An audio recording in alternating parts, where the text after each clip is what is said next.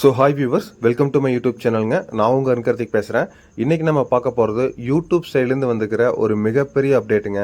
என்னென்னு கேட்டிங்கன்னா, YouTube channel monetisation policy update 2025. ஓகேங்களா? ஸோ அவங்க வந்து அதில் என்ன சொல்லியிருக்காங்க, என்ன மாதிரி சேஞ்சஸ் எல்லாம் வரப்போகுது, அது எப்போத்திலேருந்து நடைமுறைக்கு வரப்போகுது, அதன் மூலிமா நம்ம சேனலுக்கு ஏதாவது பாதிப்பு இருக்கா, அப்படி இருந்ததுன்னா எப்படி நம்ம சேனலை அதிலிருந்து தற்காத்துக்கலாம், இந்த மாதிரி விஷயங்களை உங்களுக்கு ஸ்டெப் பை ஸ்டெப்பாக எக்ஸ்பிளைன் பண்ண போகிறேங்க கிளியராக. ஸோ வந்து ஸ்கிப் பண்ணாமல் பாருங்கள். அதுக்கு முன்னாடி நம்ம சேனலுக்கு நீங்கள் புதுசாக இருந்தால் மறக்காமல் நம்ம சேனலை சப்ஸ்கிரைப் பண்ணி சப்போர்ட் பண்ணுங்கள். இப்போ வாங்க வீடியோக்குள்ளே போகலாம். ஸோ இதுதான் வந்துங்க யூடியூப் சைட்லேருந்து வந்த ரீசெண்ட் அப்டேட் நோட்டிஃபிகேஷன். ஓகேங்களா? இதில் அவங்க என்ன சொல்லியிருக்காங்க அப்படின்னா, நான் ஃபஸ்ட்டு இது வந்து எப்போ இருந்து நடைமுறைக்கு வரப்போகுது நான் சொல்லிடுறேன். வரப்போகிற ஜூலை 15, 2025ங்க, அதிலிருந்து அது நடைமுறைக்கு வரப்போகிறதா அவங்க தெரிவிச்சுக்கிறாங்க. இதில் அவங்க என்ன சொல்லிக்கிறாங்கன்னா, இங்கே பாருங்கள், நிறைய விஷயங்கள் இருக்குது. அவங்க சிம்பிளாக வந்து ஒரு 3 வார்த்தையில் முடிச்சிருக்காங்க. இங்கே பாருங்கள், ஒரிஜினல் அண்டு ஆத்தென்டிக் கண்டென்ட். ஓகேங்களா? அதுக்கப்புறம் identify mass produced and repetitious content. ஓகேங்களா? இதை தான் அவங்க வந்து பர்டிகுலராக மென்ஷன் பண்ணியிருக்காங்க. இதை பற்றி நம்ம இப்போ தெளிவாக பார்த்துடலாம் வாங்க. So original and authentic content அப்படின்னு என்னென்னு கேட்டிங்கன்னா, ஃபார் எக்ஸாம்பிள் இப்போ யூடியூப்பில் வந்து நீங்கள் ஒரு வீடியோ அப்லோட் பண்ணுறீங்கன்னா, அதில் வந்து நீங்கள் கண்டிப்பாக ஃபேஸ் காமிச்சு தான் பேசியிருக்கணும். இல்லை எனக்கு வந்து ஃபேஸ் காமிக்கிறதுக்கு வந்து விருப்பம் இல்லை அப்படின்னு கேட்டிங்கன்னா, இப்போ ஃபார் எக்ஸாம்பிள் நான் பண்ணிகிட்டு இருக்கேன் பாருங்கள், உங்களுக்கு நான் டெக் எக்ஸ்பிளைன் பண்ணிகிட்டு இருக்கேன், பேக்ரவுண்டில் என்னோட ஓன் வாய்ஸ் வந்து நான் வாய்ஸ் ஓவர் கொடுத்துட்ருக்கேன் அதை வச்சு. ஸோ இந்த மாதிரியாவது நீங்கள் பண்ணிங்கன்னா அது ஒரிஜினல் அண்ட் ஆத்தென்டிக் கண்டென்ட் கீழே வந்துடும், நீங்கள் சேஃபு. இல்லை நீங்கள் வந்து ஏதோ ஒரு இடத்துலேருந்து ஒரு வீடியோ வந்து நீங்கள் எடுத்துகிட்டு வரீங்க, ஈவன் அதில் உங்களோட ஒரிஜினல் வாய்ஸ் ஓவர் கூட இல்லை, எங்கேயோ டெக்ஸ்ட் டு ஸ்பீச்சில் வந்து நீங்கள் கொடுத்துட்றீங்க. இது வந்து நான் ஏஐ பற்றி பேசலைங்க, ஏஐ வந்து செப்பரேட் டாப்பிக்கு, அதை பற்றி நான் அப்புறம் பேசுகிறேன். ஸோ நார்மலாக கவனிங்க. இப்போது நீங்கள் எதுவுமே பண்ணாமல் டெக்ஸ்ட் டு ஸ்பீச் வந்து நீங்கள் ஜென்ரேட் பண்ணிவிட்டு அந்த வீடியோக்குமே பார்த்தீங்கன்னா உங்கள் எஃபோர்ட் எதுவும் இல்லை, வீடியோ நீங்கள் எங்கேயோ ஒரு எடுத்திருக்கீங்க, உங்களோட வாய்ஸும் பார்த்தீங்கன்னா அதுவும் வந்து டெக்ஸ்ட் டு ஸ்பீச் ஜென்ரேட் பண்ணியிருக்கீங்க. இது வந்து இதில் உங்களோட ஓன் எஃபோர்ட் எதுவுமே இல்லை. இதை தான் அவங்க நீங்கள் மானிட்டைசேஷன் அப்ளை பண்ணும்போது இக்னோர் பண்ணிடுவாங்க. ஸோ வந்து ஒன்று இந்த மாதிரி ஃபேஸை காமிச்சு பேசுங்க, இல்லாட்டி உங்களோட ஒரிஜினல் வாய்ஸ் ஓவர் கொடுங்க. அப்புறம் எடிட்டிங்கில் லிட்டில் எஃபோர்ட் நீங்கள் போடுங்க. இப்போ நான் வந்து கொஞ்சம் ஓரளவுக்கு பண்ணியிருக்கேன் பார்த்தீங்கன்னா, உங்களுக்கு கொஞ்சம் புரியுற மாதிரி. ஓகேங்களா? அந்த எஃபோர்ட் அதில் இருக்கணும். ஓகேங்களா? இதை தான் அவங்க வந்து உங்களோட ஓன் எஃபோர்ட் அதில் இருக்கணும்னு சொல்லி எக்ஸ்பெக்ட் பண்ணுறாங்க. அதுதான் ஒரிஜினல் அண்ட் ஆத்தென்டிக் கண்டென்ட். ஓகேங்களா? இப்போ அடுத்த டாபிக் பார்க்கலாம். ஸோ இப்போ மாஸ் ப்ரொடியூஸ்டு கண்டென்ட் அப்படின்னு என்னென்னு பார்த்தீங்கன்னா, இப்போ ஃபார் எக்ஸாம்பிள் சேம் டெம்ப்ளேட்டில் சேம் ஸ்டைலில் மல்டிபிள் வீடியோஸ் வந்து க்ரியேட் பண்ணுறது, அப்புறம் ஏஐ ஜென்ரேட்டடு ஆட்டோ வாய்ஸ் ஓவரு, அப்புறம் வந்து விஷுவல்ஸில் வீடியோ பண்ணுறது, அப்புறம் இந்த டிக்டாக்கு இன்ஸ்டாகிராம் வீடியோ அதெல்லாம் வந்து ரீபோஸ்ட் பண்ணுறது, அப்புறம் ஃபார் எக்ஸாம்பிள் வந்து இன்னும் சொல்ல போனால் இந்த டெய்லி ஹாரோஸ்கோப்பு மோட்டிவேஷனல் கோர்ஸ்லாம் போடுவாங்க இல்லைங்களா, அதாவது வந்து without any personal touch and creativity. So அந்த மாதிரி இல்லாமல் ஒரே மாதிரியான டெம்ப்ளேட்டு ஒரே மாதிரியான வீடியோ போடாமல் கொஞ்சம் உங்களோட க்ரியேட்டிவிட்டி கொஞ்சம் எஃபோர்ட் அதில் போடுங்க. கொஞ்சம் வித்தியாசங்களோட ஒரிஜினல் வாய்ஸ் ஓவர் அதில் இருக்கட்டும், இல்லாட்டி உங்கள் ஃபேஸ் அதில் இருக்கட்டும். இந்த மாதிரி நீங்கள் பண்ணும்போது அது ரொம்ப ஒரு ஹெல்த்தியாக ஆரோக்கியமாக பார்க்கப்படுது. இல்லைன்னு வச்சுக்கோங்களேன், இதெல்லாம் வந்து இனிமேல் வந்து இன்ஆத்தென்டிக்னு கன்சிடர் பண்ணிவிடுவாங்க.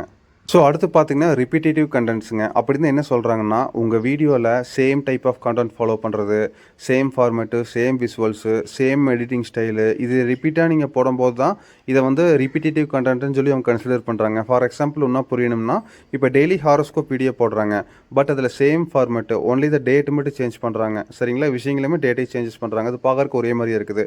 அடுத்த எக்ஸாம்பிள் பார்த்தீங்கன்னா, மோட்டிவேஷனல் கோட்ஸ் வீடியோன்னு போடுறாங்க. இப்போ same background music, same style, same stock video, உள்ள விஷயம் மட்டும் வேறு மாதிரி இருக்குது. இதுவும் பார்க்குறக்கு ஒரே மாதிரி தான் இருக்குங்க. அடுத்து இன்னும் எக்ஸாம்பிள் பார்த்தீங்கன்னா, ஃபேக்ட் ஆர் ஸ்லைட் ஷோன்னு சொல்கிறாங்க. For example without any voice over, இதெல்லாமே யூடியூப்க்கு லோ எஃபோர்ட் கண்டென்ட் மாதிரி தோணுதுங்க. ஏன் வந்து இதெல்லாம் ரிஜெக்ட் பண்ணுறாங்க அப்படின்னு கேட்டிங்கன்னா, யூடியூப் சொல்கிறது என்னென்னா, வியூவர்ஸ்க்கு இந்த மாதிரி வீடியோஸ் வந்து போரிங்காக இருக்குங்களாமா, அவங்களுக்கு வந்து எந்த எக்ஸ்பீரியன்ஸுமே இது மூலிமா கிடைக்கிறது இல்லைங்களாமா. அதனால் இப்போ நீங்கள் இதே மாதிரி வீடியோ வந்து ரெகுலராக நீங்கள் அப்லோட் பண்ணும்போது இது பார்க்கறக்கு ஒரே மாதிரியாக இருக்கிறதால இதை வந்து இன்ஆத்தென்டிக் அப்படின்னு சொல்லி கன்சிடர் பண்ணுதுங்க. லோ குவாலிட்டின்னு சொல்லி கன்சிடர் பண்ணி மானிட்டைசேஷனை வந்து இக்னோர் பண்ணிடுது. ஸோ இப்போ இந்த ரிப்பீட்டேட்டியஸ் கேட்டகரியிலேயே பார்த்தீங்கன்னா முக்கியமான விஷயம் இருக்குதுங்க. ஆமாங்க, அது என்ன கேட்டிங்கன்னா ரீயூஸ்டு கண்டென்ட். இப்போ நீங்கள் ஒரு விஷயத்தை வந்து நீங்களே நிறைய வீடியோ போட்டிருப்பீங்க அதை பற்றி, இல்லைன்னா வந்து 4 சேனலில் அதை பற்றி பேசியிருப்பாங்க. அதை எடுத்துகிட்டு வந்து மறுபடியும் நீங்கள் வந்து வச்சு எக்ஸ்பிளைன் பண்ணுறீங்கன்னா அதோட பிரதிபலிப்பு 20% தான் இருக்கணும். ஃபார் எக்ஸாம்பிள் வந்து அந்த வீடியோவில் ஏதோ ஒரு மூலையில் வந்து அதை வச்சுட்டு நீங்கள் வந்து எக்ஸ்பிளைன் பண்ணலாம். உங்களோட பிரதிபலிப்பு 80% இருக்கணும் பார்க்கறக்கு. அது வந்து நீங்கள் ஸ்மாலாக 20%க்காக அதை வச்சு எக்ஸ்பிளைன் பண்ணுறீங்க அப்படிங்கிறதுக்காக அது பார்க்கறக்கு இருக்கணும். ஓகேங்களா? அதுவும் உங்களோட own editing style, creativity, effort அதில் கண்டிப்பாக இருக்கணுங்க. அப்படி அது பார்க்கும்போது ஒரிஜினல் அண்ட் ஆத்தென்டிக் கீழே வந்துடும். இல்லைன்னு வச்சுக்கோங்களேன், நீங்கள் அதை ஃபுல்லாகவே வந்து அதை மட்டுமே காமிச்சிட்டு நீங்கள் ஒரு வாய்ஸ் ஓவர் கொடுக்குறது, எந்த ஒரு எடிட்டிங், ரியாக்ஷன் எதுவுமே இல்லாமல் ஜஸ்ட் அதை மட்டுமே பார்க்குறக்கு அது மட்டும் தான் இருக்குது. அப்படிங்கிற போது பார்த்தீங்கன்னா, அதை வந்து நீங்கள் மானிட்டைசேஷனுக்கு அப்ளை பண்ணும்போது இக்னோர் பண்ணிடுவாங்க. அதை பார்க்கும்போது எப்படி இருக்கணும்னு கேட்டிங்கன்னா, அதனால் நீங்கள் அதை வச்சு என்ன சொல்ல வர்றீங்க அப்படிங்கிறது மட்டும்தான் வியூவர்ஸ்க்கு வந்து புரியணும். ஓகேங்களா? இதுதான் வந்து ரிப்பீட்டியஸ் கண்டென்ட்டில் வந்து மெயினாக சொல்லப்படுது. ஸோ அடுத்து பார்த்தீங்கன்னா லோ எஃபர்ட் கண்டென்ட்டுங்க. ஆமாங்க, இதுக்கு கீழே தான் வந்து ஏஐ வருது. அப்புறம் வந்து ஸ்லைட் ஷோ, ரியாக்ஷன் எல்லாமே இதை பற்றி நான் இங்கே தான் பேச போகிறேன். ஸோ ஸ்கிப் பண்ணால் பாருங்கள். இப்போ வந்து ஏஐ வந்து நீங்கள் கிரியேட் பண்ணவே கூடாதா வீடியோவை அப்படின்னு கேட்டிங்கன்னா அது இல்லைங்க. நீங்கள் தாராளமாக கிரியேட் பண்ணலாம். இப்போ வரைக்கும் யூடியூப் வந்து அதுக்கான ரெஸ்ட்ரிக்ஷன் எதுவுமே சொல்லலை. ஆனால் அது என்ன சொல்லுது அப்படின்னு கேட்டிங்கன்னா, இப்போ ஏஐ வீடியோ ஜென்ரேட் பண்ணும்போது நீங்கள் அட்லீஸ்ட் வந்து பேக்ரவுண்ட் உங்களோட ஓன் வாய்ஸ் கொடுங்க. இப்போ ஃபார் எக்ஸாம்பிள் வந்து ஒரு ஃபேமிலி இருக்கிறாங்க, ஒரு கிராமத்தில் இருக்கிறாங்க அப்படின்னா அதில் ஆண் பெண் இவங்கெல்லாம் இருக்கிறாங்க இல்லைங்களா, உங்கள் வீட்டில் இருக்கிறவங்க ரெக்வஸ்ட் பண்ணி ஒரு ஓன் வாய்ஸ் கொடுக்க சொல்லுங்களே, நீங்கள் ஓன் வாய்ஸ் கொடுக்கலாம். அந்த மாதிரி பண்ணும்போது இது ஒரிஜினல் அண்ட் ஆத்தென்டிக் கண்டென்ட்டாக பார்க்கப்படுது. இல்லைன்னு வச்சுக்கோங்களேன், வீடியோ வந்து ஏஐ தான் ஜென்ரேட் பண்ணுது, ப்ராம்ப்ட்டும் ஏஐ தான் ஜென்ரேட் பண்ணுது, வாய்ஸ் ஓவர் கூட ஏஐ தான் ஜென்ரேட் பண்ணுது, அதாவது டெக்ஸ்ட் டு ஸ்பீச் அப்படின்னு பார்க்கும்போது உங்களோட effort and creativity editing level அதில் எதுவுமே இல்லைங்க. நீங்கள் ஜஸ்ட் அதை டவுன்லோட் பண்ணிவிட்டு அதை அப்படியே நீங்கள் வந்து டைட்டில் ஹேஷ்டேக் போட்டு நீங்கள் அப்லோட் பண்ணுறீங்க. இது வந்து லோ எஃபோர்ட் கண்டென்ட் மாதிரி பார்க்கப்படுதுங்க. ஸோ அது மாதிரி வந்து நீங்கள் அப்படி பண்ணாதீங்க. இனிமேல் பண்ணியிருந்தாலும் அதை வந்து விட்டுருங்க. நம்ம ஜூலை ஆஃப்டர் 15க்கு அப்புறம் வந்து அவங்க என்னென்ன மாதிரி பண்ணுறாங்கன்னு சொல்லி அதுக்கு அந்த மாதிரி அதை டெலிட் பண்ணுறதா இல்லை வந்து ப்ரைவேட்டில் வைக்கிறதா என்ன எதுன்னு நம்ம பார்த்துக்கலாம். நான் தெரியாமல் சொல்லக்கூடாது இல்லைங்களா, பார்க்கலாம் ப்ராக்டிக்கலாக என்ன பண்ணுறாங்கன்னு பார்க்கலாம். ஓகேங்களா? ஸோ வந்து ஏஐ கிரியேட் பண்ணும்போது முடிஞ்சளவுக்கு உங்களோட ஓன் வாய்ஸ் ஓவர் கொடுங்க பின்னாடி. அப்படி பண்ணிங்கன்னா ஒரிஜினல் அண்ட் ஆத்தென்டிக் கண்டென்ட் கீழே வந்துடும். ஓகேங்களா? அதுக்கப்புறம் வந்து ரியாக்ஷன் அண்ட் ஸ்லைட்ஸ் ஸோங்க.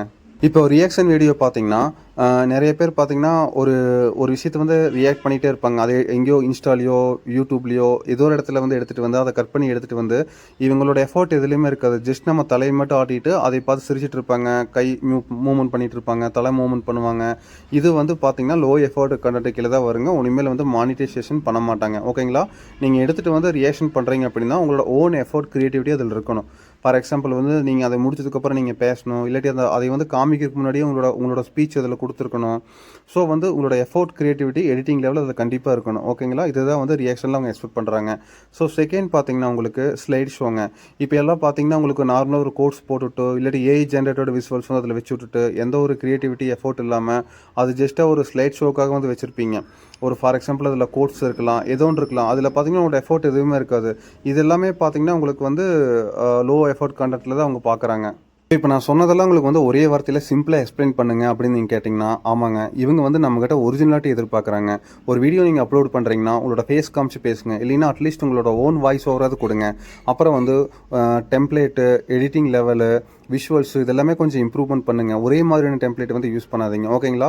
செகண்ட் வந்து ட்ரான்ஸ்ஃபர்மேட்டிவாக இருக்கட்டும். ஃபார் எக்ஸாம்பிள் வந்து நீங்கள் ஒரு வீடியோ எடுத்துகிட்டு வந்து நீங்கள் எக்ஸ்பிளைன் பண்ணுறீங்க அப்படின்னா நான் சொன்ன மாதிரி அது ஒரு 20% உங்களோட ஸ்லைடில் எங்கேயோ ஒரு ஓரத்தில் அது வச்சுக்கோங்க. மிச்சம் உங்களோட பிரதிபலிப்பு அதில் வந்து அதிகமாக இருக்கணும். நீங்கள் வந்து ஃபைனலாக பார்க்கும்போது இதை வச்சு நீங்கள் என்ன சொல்ல வர்றீங்க அப்படிங்கிறத வந்து ரொம்ப மெயினாக எக்ஸ்போஸ் ஆகணும் வியூவர்ஸ்க்கு. அதுதான் மெயின். தேர்டு பார்த்தீங்கன்னா நீங்கள் பண்ணுற ஒவ்வொரு வீடியோவுமே வந்து வியூவர்ஸை கன்சிடர் பண்ணி அப்லோட் பண்ணுங்கள் அப்படிங்கிறாங்க. அவங்களுக்கு வந்து அதை பார்க்கும்போது நல்லா ஒரு ஹியூமராக இருக்கணும், ஒரு விஷயம் சிந்திக்க வைக்கணும், இல்லாட்டி கடைசிக்கு வந்து அவங்களோட ப்ராப்ளம்க்கு சொல்யூஷன் தர வகையிலேயாவது நம்ம கண்டென்ட் இருக்கணும். அந்த மாதிரி ஒரு யூஸ்ஃபுல்லாக கிரியேட்டிவிட்டாக எஜுகேஷனில் வந்து எக்ஸ்பெக்ட் பண்ணுறாங்க. ஓகேங்களா? இதை நான் சிம்பிளாக சொல்கிறேங்க. அதே மாதிரி தான் ஏஐமே நீங்கள் வந்து ஏஐ கிரியேட் பண்ண வேணாம்னு சொல்லலை, மறக்காமல் பேக்ரவுண்டில் அட்லீஸ்ட் உங்களோட வாய்ஸ் ஓவர் ஒரிஜினலாக இருக்கட்டும். அதை தான் அவங்க வந்து எக்ஸ்பிளைன் பண்ணுறாங்க. ஸோ வந்து சிம்பிளாக சொல்லணும்னா இவ்வளவுதாங்க. இது வந்து என்னோட அசம்ஷனுங்க. இப்போ நான் எக்ஸ்பிளைன் பண்ணதெல்லாம் உண்மையாகவே பார்க்கலாங்க. ஜூலை 15க்கு அப்புறம் நிறைய பேர் சொல்லிட்டு இருக்கிற மாதிரி நியூஸ் சேனலில் சொல்கிற மாதிரி நிறைய சேனல் வந்து அவங்க டிமானிட்டைசேஷன் பண்ண போகிறாங்களா இல்லை வந்து என்ன பண்ண போகிறாங்கன்னு சொல்லி ஜூலை 15க்கு அப்புறம் 2025 ஜூலை 15க்கு அப்புறம் வந்து ப்ராக்டிக்கல் நம்மளுக்கு வந்து நடக்கிறத வச்சு நம்ம ஒரு கரண்ட் வீடியோ நான் போடுறேங்க. அப்போ வந்து இன்னுமே கிளியராக பார்க்கலாம். ஸோ வந்து இதை வந்து ஒரு ப்ரிவென்ஷன் மாதிரி எடுத்துக்கிட்டு கொஞ்சம் இந்த மாதிரி வீடியோஸ் எல்லாம் கொஞ்சம் நீங்கள் அவாய்ட் பண்ணிவிட்டு கொஞ்சம் ஒரு ஹெல்த்தியாக ஆரோக்கியமான விஷயங்களை வந்து உங்கள் வீடியோவாக போடுங்க. ஸோ வந்து கண்டிப்பாக அது ஒரு நல்ல ஒரு க்ரோத் கொடுக்கும். அதில் எந்த ஒரு மாற்று கருத்தும் இல்லை. ஸோ வந்து இவ்வளோ நேரம் என்னோடய வீடியோ வந்து ஸ்கிப் பண்ணாமல் பார்த்ததுக்கு ரொம்பவே நன்றிங்க. என்னோடய அப்ரோச் வந்து உங்களுக்கு பிடிச்சதுன்னா மறக்காமல் நம்ம சேனலை வந்து சப்ஸ்கிரைப் பண்ணி சப்போர்ட் பண்ணுங்கள். இந்த வீடியோவை உங்களோட ஃப்ரெண்ட்ஸ் அண்ட் ஃபேமிலிக்கு வந்து ஷேர் பண்ணுங்கள். இதே மாதிரி வந்து நான் அடுத்த ஒரு நல்ல வீடியோவில் வந்து நான் உங்களை நான் சந்திக்கிறேங்க. So thanks for வாட்சிங்க.